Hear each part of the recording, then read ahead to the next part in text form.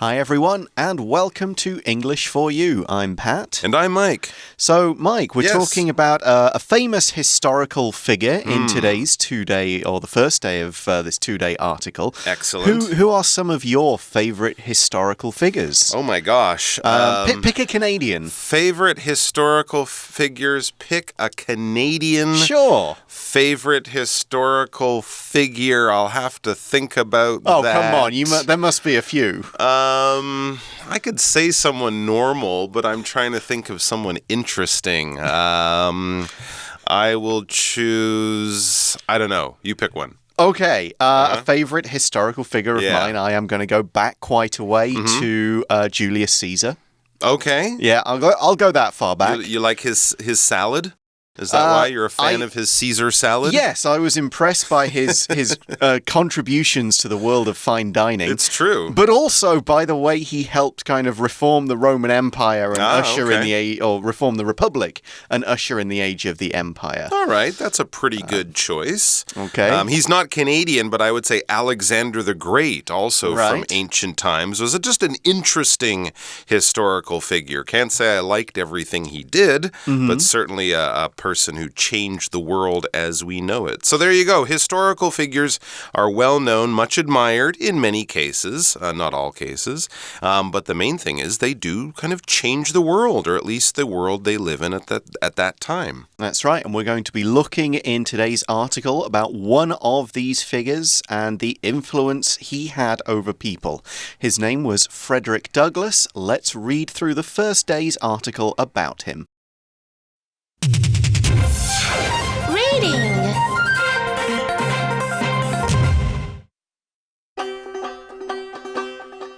The Brave Life of Frederick Douglass. In the fight to end slavery in the U.S., many black Americans risked much to make their country a better place. Frederick Douglass stands out in particular. He was born as a slave, but later became an influential writer and newspaper publisher. Douglass was born in 1818 to a female slave. His father was likely her white master. At the age of 6, Douglass was sent to work on a huge farm in the state of Maryland. There he joined about 150 other slaves in brutal conditions. They were routinely beaten and whipped if they didn't work hard enough. He taught himself to read, and he then used the Bible to teach other slaves to read as well. For this, Douglass was punished and sent to work for Edward Covey, a farmer known for his extremely harsh treatment of his slaves. However, Douglass didn't let Covey break his spirit. One day, with the support of other slaves, Douglass fought back against one of his beatings. Covey proved to be weak, and Douglass began the struggle for his freedom. So the article begins by talking about kind of the time and the place where Frederick Douglass was born and the world in which he was born into.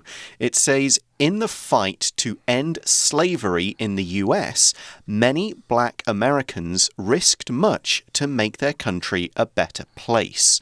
So, okay, that takes us to the slavery era. So we're talking from like the 18th century into about sort of 2/3 of the way through the 19th century, basically until the end of the US Civil War, which we'll kind of vaguely reference at different points in this two-day article. But we're talking that era. So this is when black people were slaves in the US, or in most of the US. At that time, there was a bit of a split, as we'll also see. Now, many black Americans risked a lot. They risked their lives. They risked all kinds of things to make their country a better place. When you risk something, you put that thing in danger. So if you risk your life, you're doing something that you could end up dying over. Someone could kill you, or you might just die because it's a dangerous situation. Here we're saying black Americans risked much. So here we're using much to mean a lot, a great deal. Basically, they're risking a lot of things, whether it's their freedom, their lives, their families, could be all sorts of things. Here's another example of risk. You are risking losing your money if you gamble in a casino. Of course, if you go and make a few bets, the luck could turn against you and you might lose everything. Absolutely. We often say gambling is about putting your money at risk. When you put something at risk, you risk it, you put it in some kind of danger. All right, so yes, many black Americans, they did. They risked a lot. They put their lives and other things in danger to improve the country and mainly to get rid of slavery, to end slavery. And next we read, Frederick Douglass stands out in particular. There were many people who did a lot to end slavery in America. We could mention Harriet Tubman as well, but Frederick Douglass is another one of those sort of giants of history, those people who stand out, who are a little more special or a little more important. Not to say that there were also many other people who also helped out, but he does stand out. And yeah, if you stand out, you're easily noticed. You're important. There's something, a little special about you, or at least in that situation, you are a little bit more important or noticeable or special than others like you. And we say he stands out in particular, and this kind of emphasizes standing out. We say in particular to mean especially, more than any other. So he doesn't just stand out, he stands out in particular. He especially stands out amongst the other black Americans who did things. So yeah, as Mike said, he is one of the most important figures. The things he did, which we'll learn about, made a huge impact. All right, let's find out a little bit about his early life. It says, Frederick Douglass, he was born as a slave, but later became an influential writer and newspaper publisher. Very interesting. But yes, he was born, as most black people in America who were born in America at that time, he was born as a slave. A slave is basically a human who is owned by another person. In the same way that farmers own their animals, their cows or horses or things like that back in those days. Farmers, people who own these large farms or plantations, they would own farm animals, but they would also own humans. And the humans would do the work in the fields, work that is done by machines now or by paid workers. Back then, they didn't pay them, they would buy them. And then if the slaves had children, those children would also be the property of the farm owner, the plantation owner. And of course, this is something we look at as today as incredibly wrong and almost unbelievable that humans can own other humans. These slaves were not given any money. They could be killed at any time and nothing would happen. And of course, it's as I said, almost unbelievable, but it was a big part of early America. We have an example sentence for this word slave. Many Roman slaves were eventually given their freedom. I don't think many black slaves were eventually given their freedom. No, it depends when they lived. If they were at the time, as we'll see later in the article, when slavery was outlawed and banned. But otherwise, different times in some of the northern parts of America, they became free, and there were a few others who kind of escaped. When the laws changed. Yeah, exactly. It was all about the laws. Okay, so obviously, Frederick Douglass was born a slave. He was a black American, and when he was born and where he was born, that meant he was a slave. But he became an influential writer. The word influential means you have influence. You're able to change people's minds. You can affect the creation of laws or the decisions taken by official groups. Basically, as we said in our introduction, you change the world in some way. You do something that has a lasting impact. Okay, and we also have this word publisher. He became a newspaper publisher later on after he was freed from being a slave or freed from slavery. That's the sort of state or institution of having slaves. So when he was freed from slavery, he eventually became a writer and a newspaper publisher. Well, you can see by the word newspaper there that it has something to do with being a publisher. And yeah, publishing is basically making something that is printed that people read. Books, magazines, newspapers, those are all published. And a publisher could be a person, but usually we mean a company, the kind of company that makes books, magazines, newspapers, sometimes both. Big publishers will produce all sorts of stuff. We might have specialist publishers who produce only cooking books or children's books or English language magazines, education books, magazines, things like that. Some of the big publishers are ones you've probably heard of. You probably have some of their books at home, but there are publishers of all shapes and sizes printing all sorts of stuff. all around the world. But if they're publishing, they're making books, magazines, newspapers, something like that. For example, Penguin Random House is the biggest book publisher in the world. I'm pretty sure I have quite a few of their books at home. Yeah. I kind of remember when there were two different ones, but now they're both together now, and that makes them one of the biggest. That's the way of the world. Okay, so let's look at the start of Frederick Douglass's life. The article says Douglass was born in 1818 to a female slave. Of course, as Mike mentioned, if the slaves have children, the children are also the property of the slave owners, which meant that he was a slave as well, basically from the moment he was born. Because in 1818, in most parts of the US, I'm not sure when the laws began to change in the northern parts, but yeah, that he was black, so he was a slave. Yes, and his father was likely his mother, her white master. So basically, Frederick Douglass's father was the white man who owned both his mother and, once he was born, and himself. That doesn't necessarily mean they were a couple or they were boyfriend and girlfriend. Absolutely not. The master could basically do whatever he wanted with his slaves, and that meant, having babies with them, and of course, the mother would just be treated as any other piece of property and not as a human being. Yeah, I do wonder whether the white master kind of ever treated his son differently if he knew, I think it would depend on the person, probably. Yes, it probably does. On the situation. Well, what we see is that Douglass was not kept on the farm or other area where he was born. We see at the age of 6, Douglass was sent to work on a huge farm in the state of Maryland. Now, this is one of the eastern states of the US. At the time, it was one of the states where slavery was completely legal. So he was just sent, okay, maybe we're selling you there, or maybe I'm sending you there for some money or whatever, but off you go. You don't work for me anymore, or you're not owned by me. You are now owned by this big farm over there. There you go. And there, in the state of Maryland, he joined about 150 other slaves in brutal conditions. Well, that was pretty typical for slaves to be living and working in brutal conditions. This adjective brutal means very unpleasant, very difficult, very painful, nothing good. There's nothing nice and pleasant and enjoyable about doing something brutal. Brutal work would be, hard, heavy work that's punishing on your body. And brutal conditions, they probably lived in unheated, very basic buildings, no heat, nothing to cool them in the summer or warm them in the winter. Some of the most difficult things today, people probably wouldn't even put their dog to live out in brutal conditions like that. But back then it was pretty common, I guess, for slaves to live in sort of unpleasant places like that. And not only was where they lived unpleasant, but how they were treated, of course, was also very brutal. Yes, we see they were routinely beaten and whipped if they didn't work hard enough. Routinely is something that happens regularly or frequently. It's part of a routine, so maybe it's just this happens every day. If you don't work hard, we'll beat you once at 3 and then once again in the evening at 7. It's kind of part of this everyday thing that you do. Here's another example. Leonard's boss got angry with him because Leonard is routinely late for work. Like, it's a routine. It's almost every day. If not every day, he shows up late. Of course his boss is going to get angry. Wonder if he whipped him. Yeah, well, I hope not.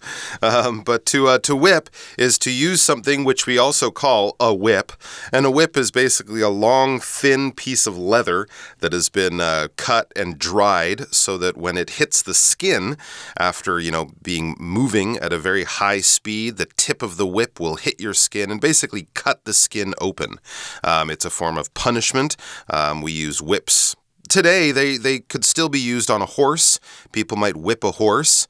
Horse's skin, obviously, is a bit tougher than human skin. But back in the old days with slaves, it was used as a punishment. They might hit them with a stick. They might hit them with their hand. But they would also use whips. And whips, as I said, could give them deep cuts. The cuts would then have scars. And then if a slave tried to escape from the farm, if they were caught, they could just look to see if they had any of these whips whip scars on them, and that would show people that, yes, this person was a slave. It was used as a form of punishment, very terrible punishment. I can't imagine doing it. I can't imagine having someone do it to me, but back then it was fairly common. For example, we could say the rider whipped the horse to make it run faster. And yeah, if you see a horse races today, they still use riding whips or crops, which are it's a short one. A shorter version of it. But as I said, I don't think the horses bleed or anything like that. And I've actually heard of horse riders these days getting punished for using too much whip during a race. So we don't treat people like that, and rarely horses are animals either, hopefully. So, that was kind of life for Douglas here, but despite all this kind of brutal treatment, he tried to make it sort of work for him. He tried to find his way to a better life. We see that he taught himself to read, and he then used the Bible to teach other slaves to read as well. That's pretty good. That's very impressive. So he's educating himself. Quite a difficult thing to do when you're living the life of a slave. But his work to improve himself and to help other people read as well was noticed.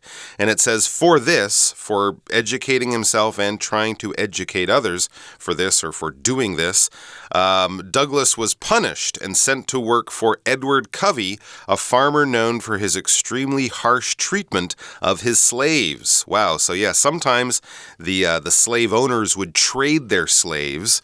If they had a particularly bad one, they might give one to a neighbor or someone they know, and that new owner would say, oh, don't worry, I'll treat him badly, I'll teach him who's the boss.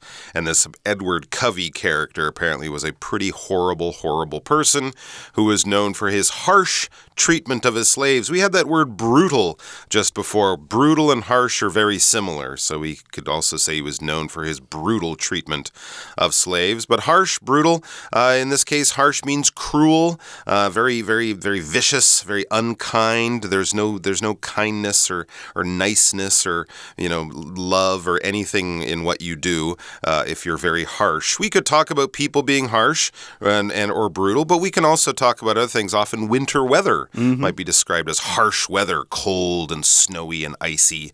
That very harsh weather. It's not pleasant, it's not nice, it's not comfortable, it's no fun. And here we're describing the treatment as harsh. The word treatment is the noun form of the verb to treat. So it's kind of how you behave to someone, what you do to them. So harsh treatment means you treat them very harshly. You punish them, you hit them a lot, you're not nice to them. But treatment can also be used in a good way if it's modified by another adjective. The treatment could be very kind, the treatment could be very fair. Here's another way we can use treatment. This luxury spa gives all of its customers the best treatment money can buy. So they get all sorts of nice things. They're looked after very well at this luxury spa. Yeah. So Covey treated Douglas very badly. Absolutely. But it says, however, Douglas didn't let Covey break his spirit. All right, well, that's good for him. He obviously was a very strong man, this Frederick Douglass, someone we can all definitely admire. He didn't let this cruel owner, this cruel farmer, Edward Covey, break his spirit. Well, let's find out more about this phrase, break one's spirit, because it's our pocket phrase go. So we're going to jump over to that for a quick little lesson, and then we'll be back. Pocket Phrase Go!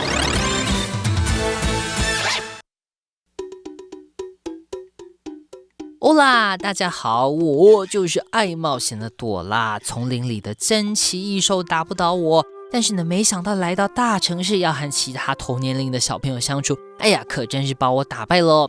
但是啊，我朵拉可是个冒险家，要去找出失落的王国还是神秘的雪公主，哎呀，都不是问题了。何况呢，只是要跟大家一起上课，这个有什么困难的啦？ They could not break my spirit. 他们呢是无法打倒我的啦。Spirit 这个字呢就是灵魂的意思哦，灵魂意志。如果呢一个人的 spirit 他的灵魂意志被打坏了，就表示呢他意志被打垮，失去信心了。Break one's spirit 就是这个意思啦。希望呢大家也跟我一样哦 ，Nothing can break our spirit， 没有什么东西呢可以打垮我们的意志啦。Hi everybody, welcome back to the article. We've got a couple of sentences to finish off day one. So we know Covey didn't break Douglas's spirit, and we see that one day, with the support of other slaves, Douglas fought back against one of his beatings. Wow. So quite a dangerous thing to do. If Covey had enough support, they could have all been killed for this, but this didn't happen. That's pretty amazing. I mean, for fighting back against your owner, that would be a quick way to be killed for many slaves. But Douglas, and probably hopefully with some of the support of some of his fellow slaves, they fought back. And then we read in the final sentence of today's part of the article, Covey proved to be weak, and Douglas began the struggle for his freedom. So when he fought back, Frederick Douglass and his supporters, they found what many people find when they fight back against a brutal bully. The bully is often the weaker one. They use their strength to keep you down, but if you fight back, the bully often runs away. And that's basically kind of what happened. So Covey was the weak one, and Douglas began the struggle for his freedom, a struggle for freedom that we will be learning a lot more about tomorrow. Yep, for now, let's go to today's For You Chat question.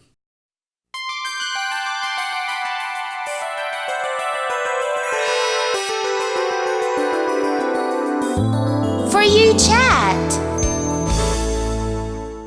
So here, of course, today and tomorrow we were talking and will be talking about people who fought back against brutal treatment. Frederick Douglass and some of his fellow slaves fighting back against the brutal treatment of the cruel Edward Covey. Now, that was back in America 150 to 200 years ago, but what about here in Taiwan? That's the focus of our For You Chat question, and the question is, do you know any Taiwanese people who fought back against brutal treatment? How did they do it, and did it work? And we should point out, when I say do you know, it doesn't mean you have to know these people personally. It means do you know of, or have you heard about or read about any Taiwanese people? Sure. It doesn't have to be your best friend.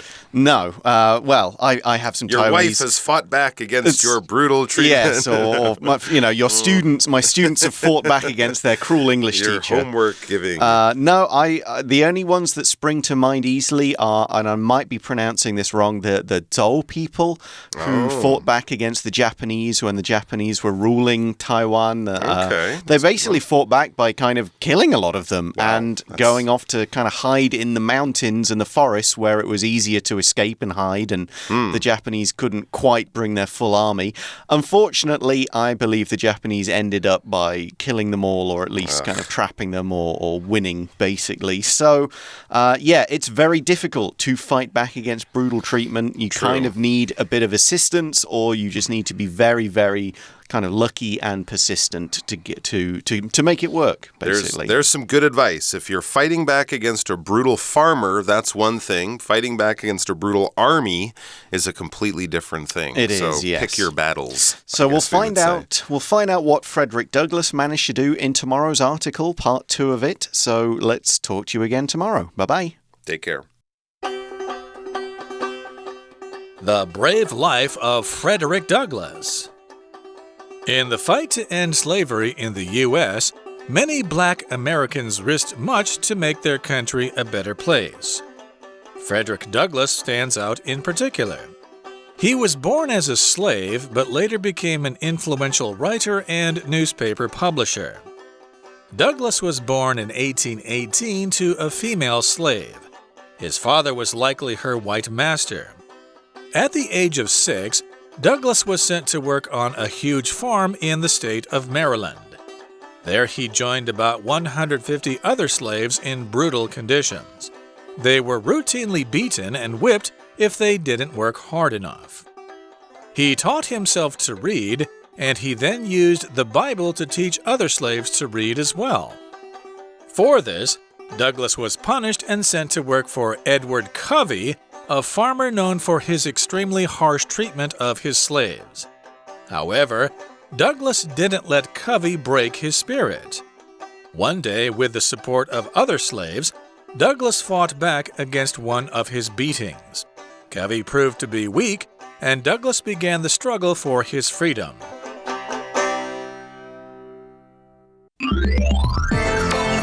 Vocabulary Review.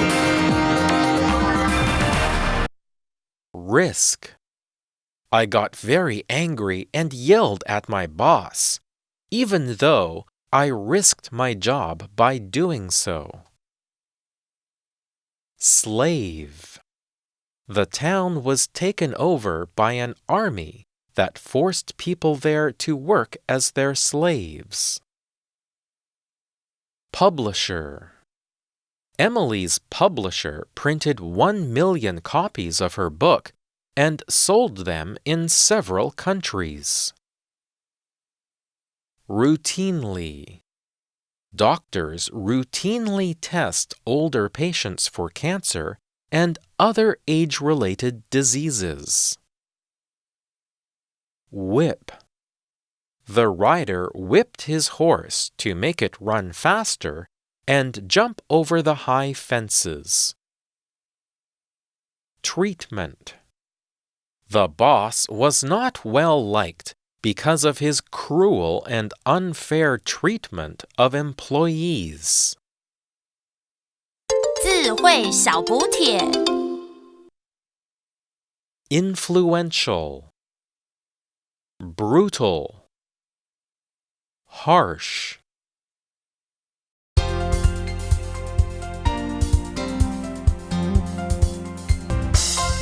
以上节目是由活用空中美语制作，活用空中美语杂志，请洽询全国各大书店。